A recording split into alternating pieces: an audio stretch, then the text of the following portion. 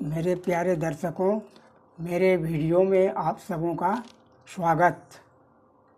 आज मैं इस्लाम धर्म का उदय के बारे में कर रहा हूँ। इसके पूर्व ईसाई धर्म के बारे वीडियो दिया गया था। हम सब जानते हैं कि सभी धर्म की राह अलग अलग होते हुए भी मंजिल एक ही होती है। फिर भी लोगों में कुछ शंकाएं होती हैं, इसलिए मैं यह वीडियो प्रस्तुत कर रहा हूँ।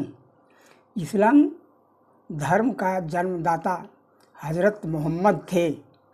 इस धर्म के उदय के पूर्व प्रायः संपूर्ण अरब देश में अंधकार एवं अज्ञानता का साम्राज्य फैला हुआ था। लोग असहाय एवं बर्बर तरीके से जीवन यापन करते थे।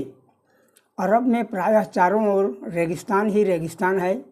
जहाँ खेती एवं चारागाह के लायक थोड़ी बहुत ज़मीन होती थी, वहाँ लोग रहते थे, किंतु जीविका का साधन उपलब्ध नहीं रहने के कारण वे लोग संगठित तरीके से राज्य निर्माण नहीं कर पाए थे।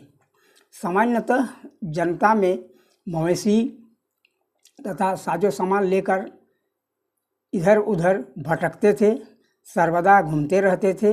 जीवन कठिन था एवं अपने अपने स्वार्थ के लिए उन लोग बड़ी से बड़ी कुर्बानी भी दिया करते थे।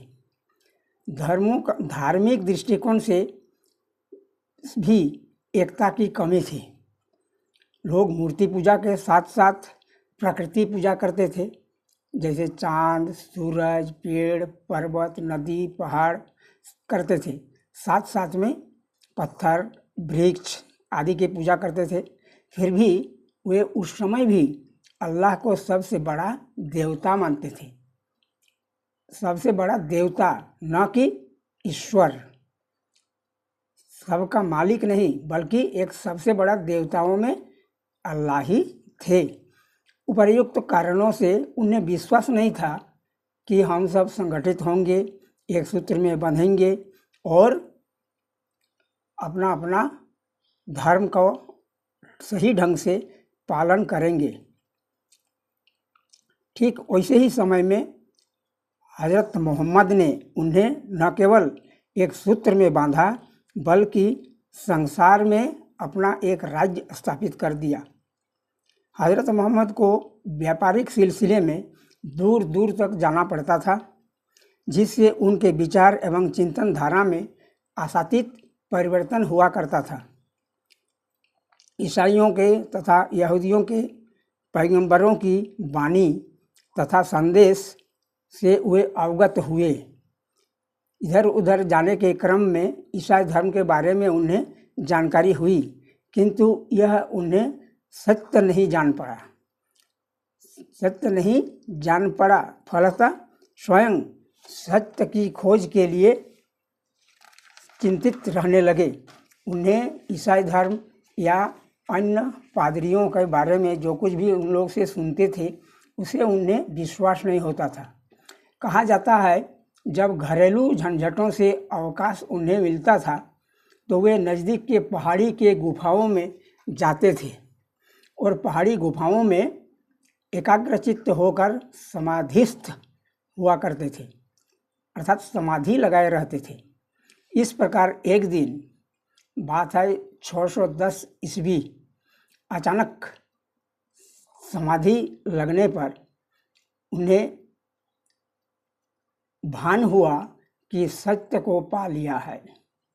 उन्होंने कहना आरंभ किया कि ईश्वर ने अपने दूत जिब्राइल के द्वारा उनके पास संदेश भेजा है। इस प्रकार वे अपने को पैगंबर कहने लगे।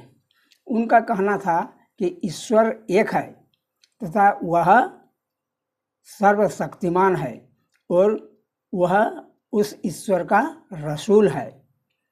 प्रारंभ में उनका असर नहीं पड़ा, लोग मानने नहीं लगे, तो उन्होंने मक्का जाकर प्रचार करना शुरू किया तो कि ईश्वर एक है, मोहम्मद उनका रसूल है। मोहम्मद बने हुए स्वयं। मूर्ति पूजा गलत है, प्रकृति पूजा गलत है, इस प्रकार से कुरैशी जाति एवं अन्य प्रभावशाली लोग उनसे बिगड़ गए और तब उन्हें वहाँ से जाना पड़ा, क्योंकि उनका जान खतरा में पड़ गया। इसी बीच मदीना, अरब में ही एक स्थान है मदीना, मदीना के नागरिकों ने इस्लाम का प्रचार करने के लिए उन्हें आमंत्रित किया। फिर क्या, वे तो सुजोग खोज रहे थे, तब वे वहाँ चले गए और वहाँ 16 जुलाई 622 को वहाँ से निकले थे और 24 सितंबर को पहुँचे। इसको हिजरा कहा जाता है। उसी से उन लोगों का इस्लाम धर्म का नया साल प्रारंभ होता है। वहाँ पर उनके अनुयायियों की संख्या दिन ब दिन बढ़ने लगे और उन्हें आशातीत सफलता मिली। इस प्रकार से उन्होंने इस धर्म को स्थापित किया। तो उन्होंने कहा कि प्रत्येक मुसलमान को पालन करना आवश्यक है। क्या? इल्लल्लाहु मुहम्मद रसूल अल्लाह, अर्थात अल्लाह को छोड़ कोई दूसरा ईश्वर नहीं है। यही उनका सबसे बड़ा वाक्य था। अल्लाह अपनी इच्छा से 28 पैगंबर द्वारा समय समय पर व्यक्त किया है अपनी इच्छा को, किंतु मोहम्मद अंतिम पैगंबर हैं। अच्छा, दूसरी बात थी उनका धर्म में कि दिन में 5 बार नमाज पढ़ना आवश्यक है, ज़कात देना आवश्यक है और रमज़ान माह में रोज़ा अर्थात उपवास रखना जरूरी है। हज करना भी मुसलमानों के लिए एक परम कर्तव्य है। इनमें से 2-3 बातें जो ऊपर कही गई उन्हें सबके लिए है, अनिवार्य है। इस प्रकार से इस्लाम धर्म उदय हुआ। बस आज के वीडियो में इतना ही। आप सबों को इसको सुनने के लिए धन्यवाद।